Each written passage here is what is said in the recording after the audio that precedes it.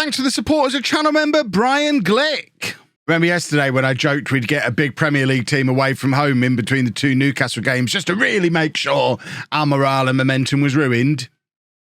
Arsenal away. Fantastic.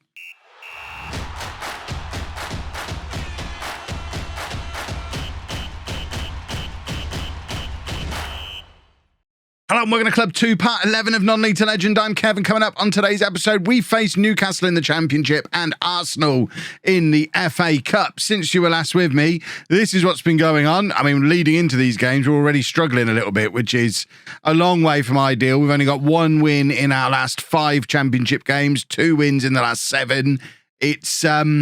It's proving to be a little bit of a challenge, and now we get our toughest run of games of the entire season because we play Newcastle in consecutive Championship games just as they're starting to hit form. They had a little bit of an iffy start to the season, but form-wise, I thought they were in form. They're not. They're 22nd. Oh, hold the phone, boys and girls. Okay, they have just dropped off the top of the table. I'll allow it. Newcastle are in bad form. It's a perfect time to play them. We'll be fine. Arsenal, probably going to be more challenging. Oh, good. They're top of the Premier League. Of course they're top of the Premier League. Where else would you expect to see Arsenal in 2028? This is going to be a problematic episode, I think. It is also the January transfer window, so there is transfer business going on. There's 3 transfers specifically that have gone on concerning our midfield. Duncan Elliott, the overpriced loan that we brought in the summer, has been recalled by Norwich, which I hope means we get half of the money back because it was a monthly loan cost. So at £185,000 a month, they've recalled him in January. Presumably we now don't have to pay the full 12 months of the loan, right? I think that's the case. Either way, we've signed 2 more central midfielders. The one I'm most excited about is Adam Simpson, a very Peterborough signing, young, English, signed from the English lower leagues, where he's been playing for Oxford for the last several years in League One. He had a loan down in League Two. And, I mean, this is exactly the kind of player Peterborough sign in real life. He's a natural box-to-box midfielder, or, in fact, he's not. He's a deep-line playmaker. He was scouted as a box-to-box midfielder. Either way, he can pretty much do it all. He's close to being a complete central midfielder already at 20 years old, and he's got absolutely bags of potential. He's already good enough to play in the Championship. Could improve a lot. I interpret that as being he's going to be a Premier League player. We've also got this guy, Arno Puigmal, who theoretically is a central midfielder and probably will get game time there, but also is going to provide us a real attacking, flying forward option at right back. You know I love this kind of right back. He's another right back who can't tackle to add to our collection, but just gives us a little bit of strength in depth in both positions. He's played 5 games in his 26 years of life as well, so he's obviously going to be great. We've funded that with one of the strangest transfers that's happened in Non-League to Legend this year, Joe Hugill, who we signed on a free transfer from Rangers in the summer. He scored 1 goal, didn't look very good. So Southend in League One gave us £3.3 million for him. I wasn't particularly looking to sell him, but when they came in with an offer of £3.3 million for this guy, I mean, what was I supposed to do? Obviously, you take that kind of offer. I am questioning a little bit where Southend have got their money from, because they also signed Philogene Bidasov of us for £1 million back in the summer as well. Looking back through their transfers, they've not had any big sales. There's no big transfers. There's no tycoon takeover. I don't really understand where their money has come from. It's not even as if they've spent time in the Championship that could have funded it. I don't know. I don't know where they got £3.3 million from, but they did. And yeah, Joe Hugill went there. There is other transfer stuff that we've got that we're trying to make happen as well. Whether or not any of this is actually going to happen, that's Southend. That's why I can't actually see what I'm trying to see. Whether any of this will happen on today's episode or not, or it might be something we recap tomorrow, we shall see. But as you can see, Sam Hughes is under an offer from Forest Green for 1.4 million. We'd definitely take that.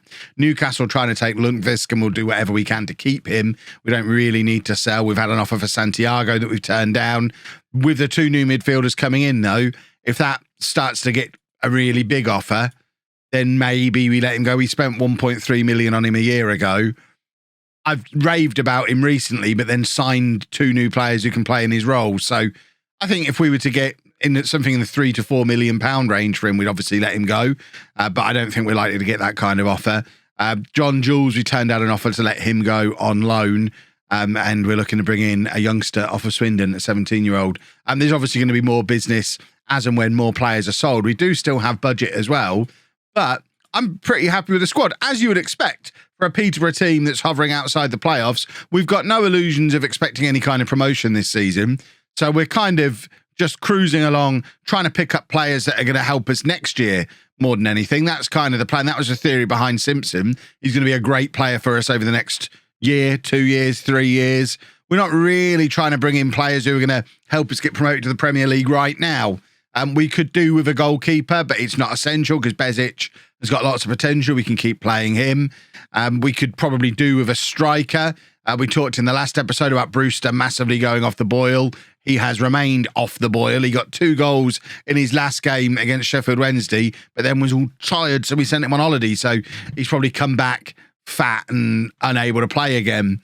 But, I mean, he's had 3 goal-scoring games in our last, or 4 goal-scoring games in our last 20 club fixtures. Now, I know he's missed 3 of them as well, but that's a lot of time doing very little. He's been poor recently, so we wouldn't be against bringing in another striker. But then, again, looking at the future, we've got Keith Dempster, who tends to score when we play him up front. He's got another one who's got bags of potential. He's only 21. He's got 5-star potential. We don't necessarily need to go and bring anyone in. So we're just waiting for the right bargains, the likes of Simpson. That's the plan. All very positive. We've got the positive stuff out of the way there, because now it's just going to be 2 matches of complete punishment against teams that are much better than we are. First up is Newcastle, who we've managed to get more than halfway through the season without playing them at all, but now have to face them twice. This is probably going to be unpleasant. We've got Bezic in goal, a back 4 of Ullman, Kitching, Mustafa and Lewis, Simpson and Santiago together in midfield, Ennis out wide on the left, McCormick and Nelson, the rest of the attacking midfield 3, and then Brewster is up front as we continue to hope that goals will come. I mean, like I say, in his last appearance, before we sent him away to get his fitness back up, he did score 2 and make 1. He was fantastic in that match, but it's the first time we've seen him do anything of any note in 15 games. So we don't really know what version of Ryan Brewster we're going to get today. I guess we'll learn fairly quickly. As soon as we see him in a highlight for the first time, we'll figure out which version we're going to be getting. And there is Newcastle opening the scoring. Albert Sombi Lakonga playing in the Championship. I mean, we are not on the same level as this Newcastle team. They've got so much money. I mean, the one hope I've got is if they're hitting a period of bad form, if we can somehow find a way to get a couple of results out of them, which is not looking great based on how this match has started.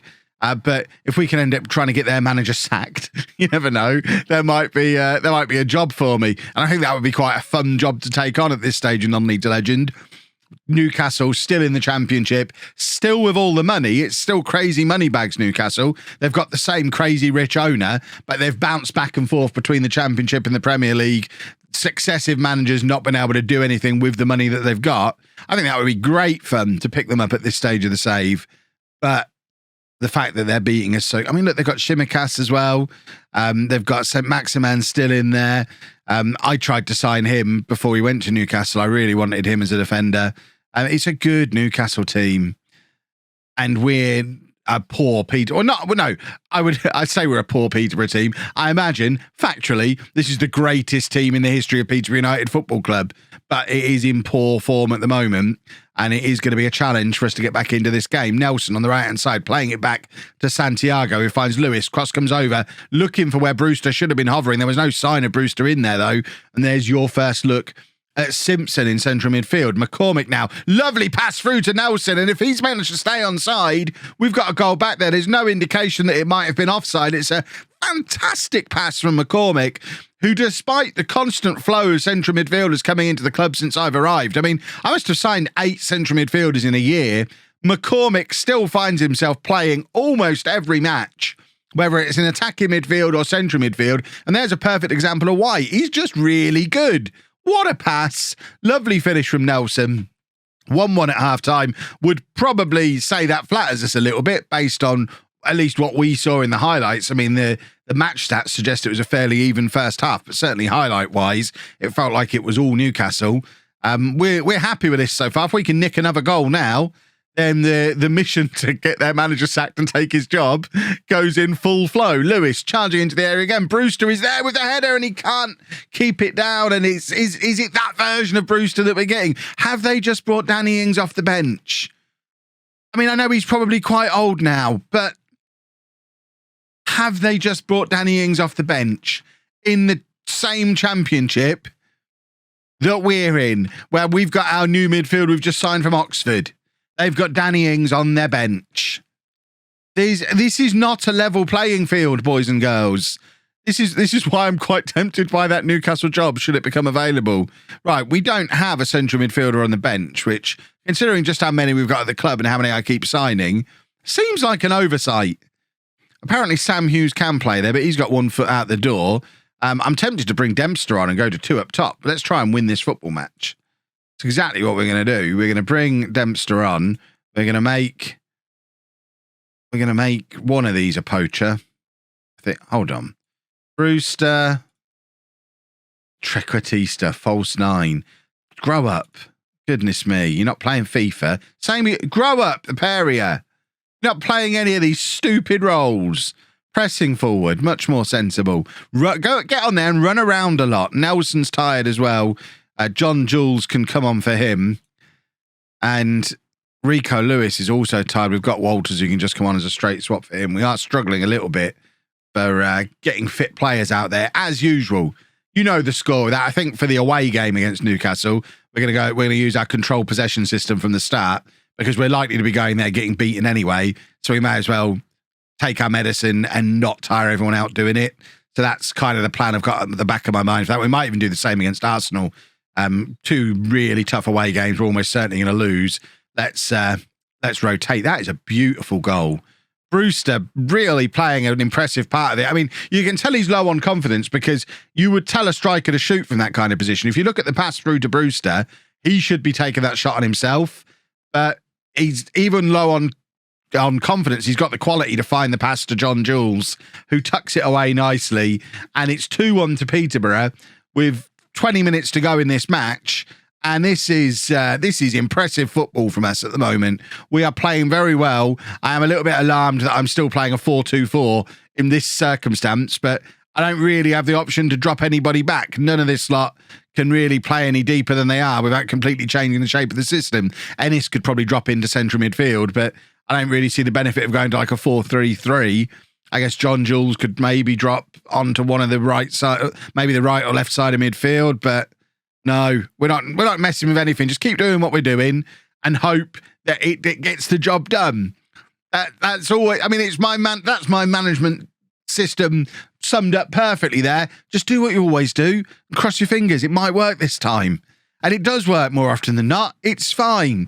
Simpson looking to play Ullman in. Ullman now with a beautiful cross to that far post for John Jules, who can't keep his header down. And it remains 2-1, but time is running out for Newcastle, and we have picked up a fantastic victory. Is it enough to get their manager sacked? Probably not, but Newcastle are in some rotten form, and we have just inserted ourselves back into the playoff positions. 30 games gone in the season, roughly 2/3 of the way through the season. We're in 6th place. We're in with a playoff shout.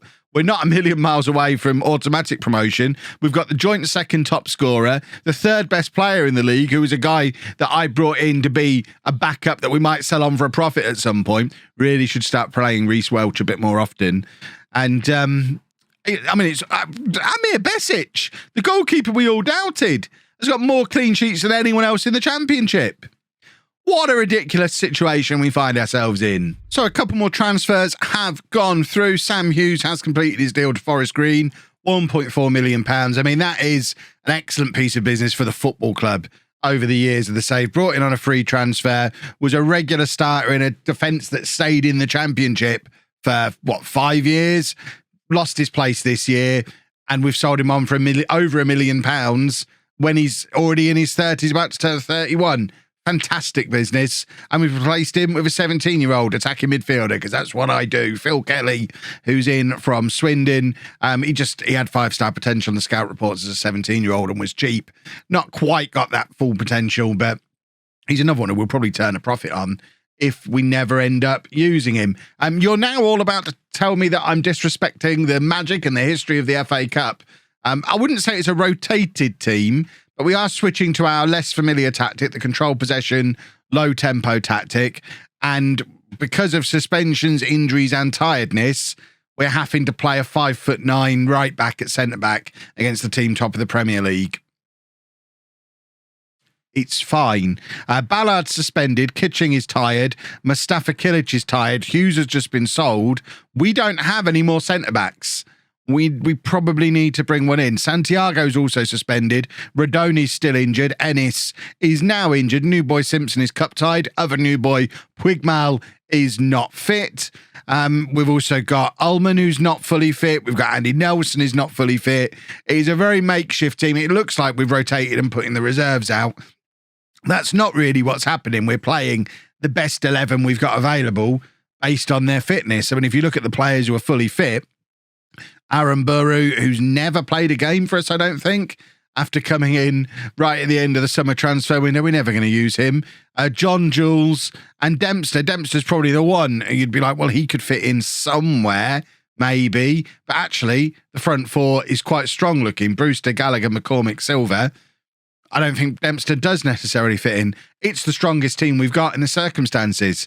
We're going to get absolutely hammered.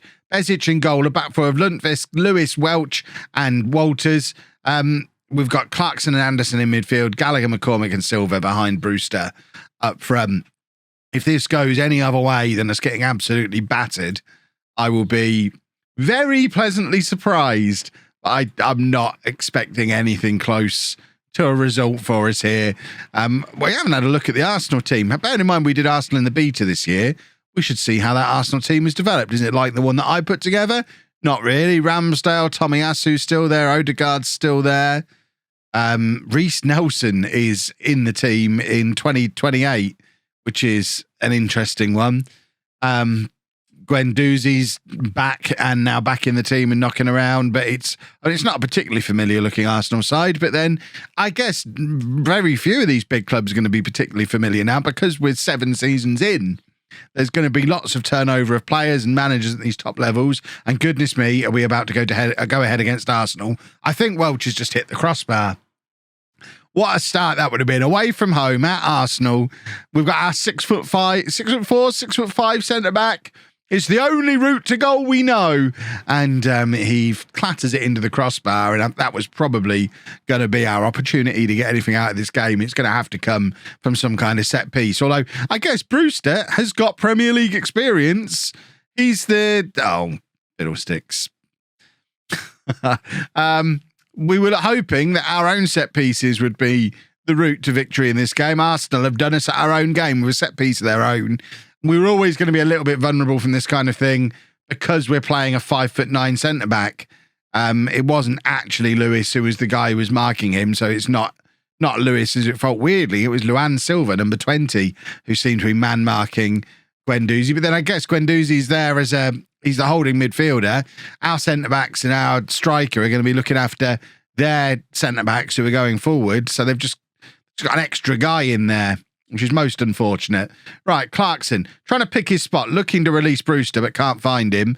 And it ends up back with the Arsenal midfield, which is just controlling things. They let us have the ball when they don't really fancy it, but for the rest of the time, it's their football.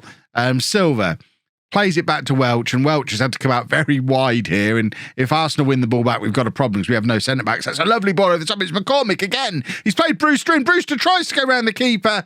I gotta believe he should hit that first time. Again, another example of Brewster just being low on confidence. He's taken a touch too many, taken it a little bit wide, and then stabbed at it with the wrong foot. But it's another fantastic pass from McCormick, who is just...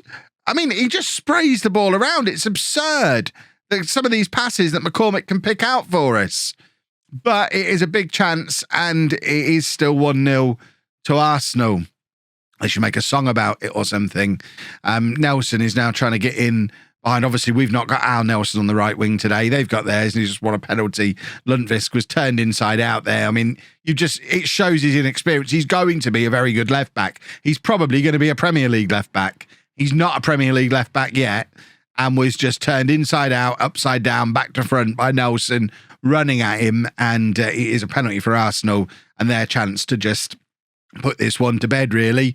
And Bezic is beaten. It's 2-0 now to Arsenal, and I'm now glancing down at my bench and wondering if we need to be saving some legs or maybe saving some... I mean, Luan Silva's on a 5.9.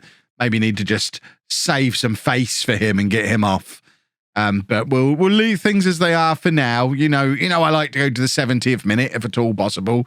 There is Silva, who's also on a yellow card and playing really poorly, but that's a lovely ball over the top for Walters, who is in behind. Brewster needs to put the afterburners on to get into the area, to get on the end of a cross here. He doesn't, and it really left Walters with not really very much that he could do. I think he is an Arsenal youngster as well. Would be keen to impress today, but wasn't really given the opportunity to there. But Anderson is in here, trying to grab us a goal back and maybe give us a lifeline in the game. We force another corner, and we have been threatening from this. Welch has got on the end of a couple of these so far. If we can find him again, we've always got a chance. But Tomiyasu has it covered, and it's now back with Anderson again, who's going to try and keep the move going, but ends up playing it all the way back to Walters, who in turn seems to be keeping the move going. The highlight continues. It's Gallagher playing it into McCormick. McCormick, ball back to Gallagher, who's in, and Gallagher scores, and there is the goal that gives us the lifeline. It's a 6th goal of the season for Gallagher. I think it's the first one he's scored with anything other than a far post header.